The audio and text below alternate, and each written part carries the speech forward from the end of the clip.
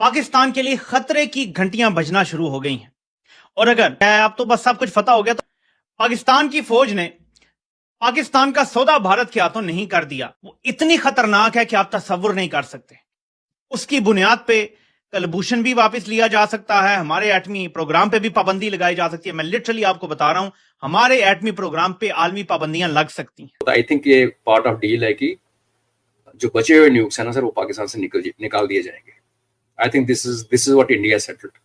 इतना भरोसा हमें करना। पाकिस्तान इतना सॉफ्ट कर दिया आपने उसको, अंदर रियासत को इतना सॉफ्ट कर दिया है। अब मैंने अपना दिमाग खपाने खत्म कर दिए उस तरफ, क्योंकि सिस्टम कोलैप्स हो चुका है ना। दूध का दूध और पानी का पानी हो ही जाता है। चीन का ये तगड़ा मैसेज है पाकिस्तान को कि अगली बार भारत भी चढ़ दौड़ेगा तो फिर चीन आपका साथ नहीं देगा। चीन हमें अक्ल दिलाने की कोशिश कर रहा है इस हवाले से, अगर आपने चीन की बात ना मानी। ऐसे में भारत इस लड़ाई को बगैर लड़ाई के जीतना चाहता है। पाकिस्तान को बंजर करना, पाकिस्तानियों को प्यासा मारना, पाकिस्तानियों को अपनी ग़िज़ाई जरूरत के लिए दुनिया के सामने हाथ फैलाने पर मजबूर करना, यह है भारत के लिए खतरे की घंटियां बजना शुरू हो गई हैं। और अगर आप तो बस सब कुछ पता हो गया, तो पाकिस्तान की फौज ने पाकिस्तान का सौदा भारत के हाथों नहीं कर दिया। अगर पाकिस्तान की फौज ने हमें भारत की तफेली रियासत बनाने का फैसला नहीं कर लिया और वादे नहीं कर लिए, क्योंकि ये सिर्फ हुकूमत के करने का काम नहीं है जो अब किया गया है। मैं आपको आगाह करता हूं, जो सबसे बड़ी डेवलपमेंट हुई है वो इतनी खतरनाक है कि आप तसव्वुर नहीं कर सकते। उसकी बुनियाद पे मैं लिटरली आपको बता रहा हूं, हमारे एटमी प्रोग्राम पे आलमी पाबंदियां लग सकती हैं, लेकिन कुछ ऐसा कंसेशन लिया जा सकता है कि जिसकी कीमत पूरी कौम भी चुका ना सके। हम उस तरफ जा रहे हैं और ये हमारे जर्नैलों के कारनामे हैं। या तो हमने भारत की बगल बच्चा रियासत बनने का फैसला कर लिया जो किसी तरह से पाकिस्तान के मफाद में, यानी कभी भारत हमें तरक्की नहीं करने देगा। हमें इस टाइम तगड़ी लीडरशिप की जरूरत है जिसके पीछे अवाम खड़ी है, और ऐसी फौज की जरूरत है जो अवाम की सपोर्ट के साथ हो। इस टाइम फौज का मुराल अपने लोएस्ट लेवल पर है, क्योंकि उनकी अपनी पॉलिसीज गलत रही हैं, उनकी लीडरशिप की पॉलिसीज गलत रही हैं, अवाम से बहुत ज्यादा दूरी हो गई है, नफरत में बदल गई है। और इस दौरान जब आर्मी सतह पे ऐसी डेवलपमेंट हो रही हो तो क्या होता है, ये आप खुद अंदाजा लगा सकते हैं। अगर हम थोड़ा से नटखट होते तो, अगर जैसे आप कहते रहते हो कि हमने अगर क्रॉनिक कॉन्सेप्ट और समझा होता, तो हम उसी पे ही उसको चेप सकते थे कि अगर इसकी शाहीन आई है, जिसको मैं शाहीन प्लास्टिक बैलिस्टिक की जगह प्लास्टिक मिसाइल बोलता हूँ, तो आज पेलोड नॉर्मल लेके आई है, कल क्या पता कि उसमें डर्टी बॉम्ब लेके आ जाए, परसों न्यूक्लियर वॉरहेड लेके आए। तो it was reason enough for India to attack. इसीलिए किराना को मारा क्या?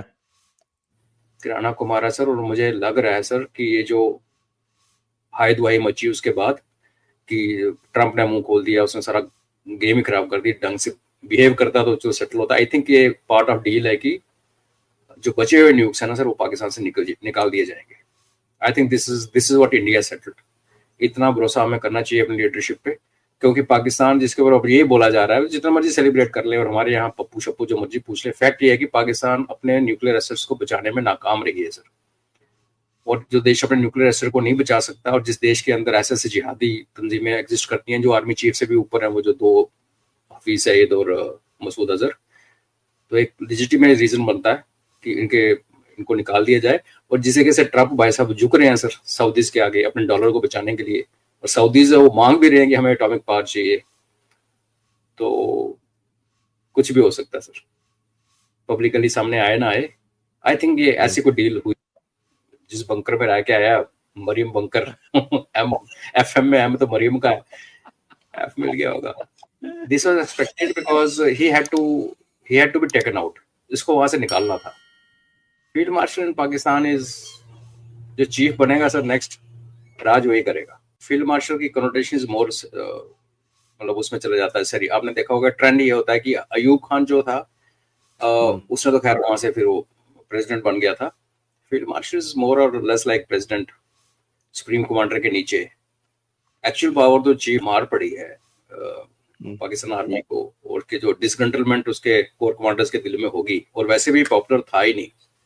हम सबको पता है कि शिया एंगल भी है इसका, और भी people don't like him. Short service commission था, मेन एकेडमी से नहीं आया। तो जब इसने कांड किया, वो उसने भाषण दिया था, उस टाइम किसी एक शो में डिस्कस हुआ था, तो मैंने कहा था कि ये ना इसको प्लग कर दिया जाएगा, बिकॉज जो भी अभी बखेड़ा खड़ा करेगा वो हमें दुनिया में मर्जी दिखाया जाए, लेकिन पाकिस्तान के अंदर इसके खिलाफ कुछ ना कुछ आवाज उठेगी। तो आई थिंक सेफ एग्जिट दे दिया इसको। अब देखते हैं उसको चीफ कंटिन्यू करेगा, मुझे नहीं लगता चीफ कंटिन्यू करेगा सर। कर रहा होता तो फिर किस लिए, फिर तो सीधा ही एक्सटेंड कर देते इसको, क्योंकि बाजवा ने इसके खिलाफ बोला, राहिल शरीफ ने इसके खिलाफ बोला कि कंसल्ट नहीं करता, किसी से बात ही नहीं करता। एक चीज तो समझ, दो बात है।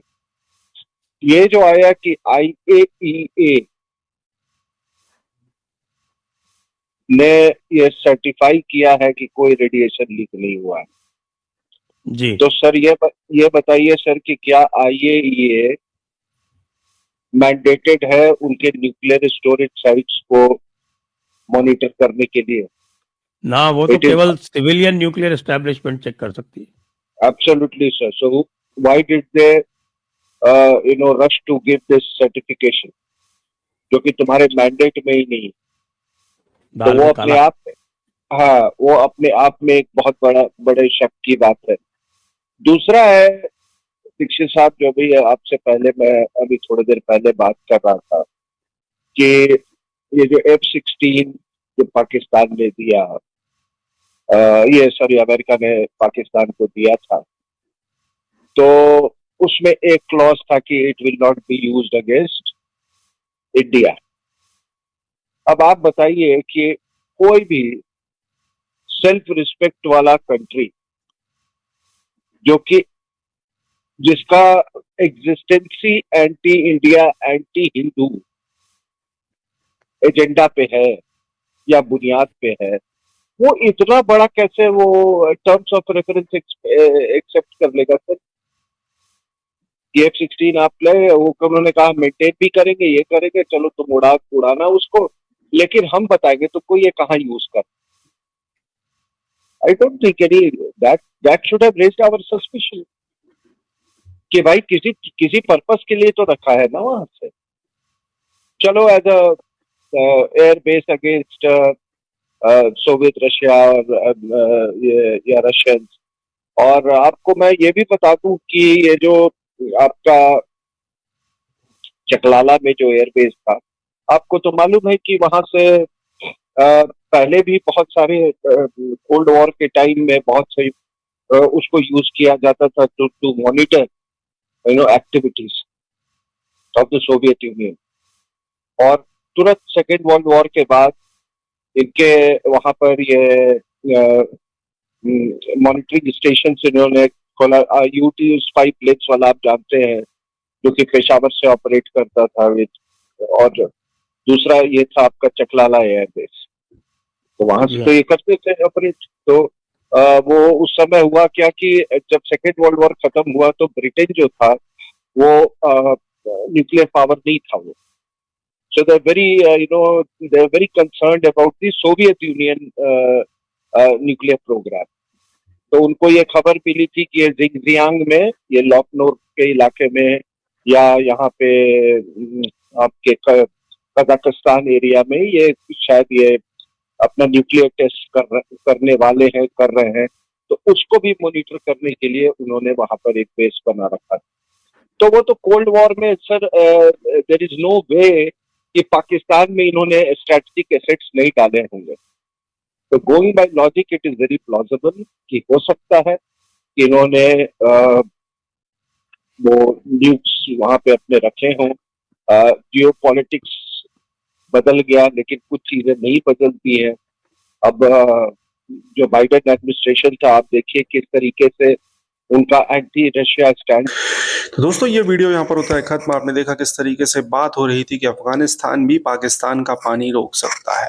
अफगानिस्तान पाकिस्तान का पानी रोक तो जरूर सकता है, बट अफगानिस्तान के पास इतना पैसा है कि वो इतनी जल्दी डैम बना ले।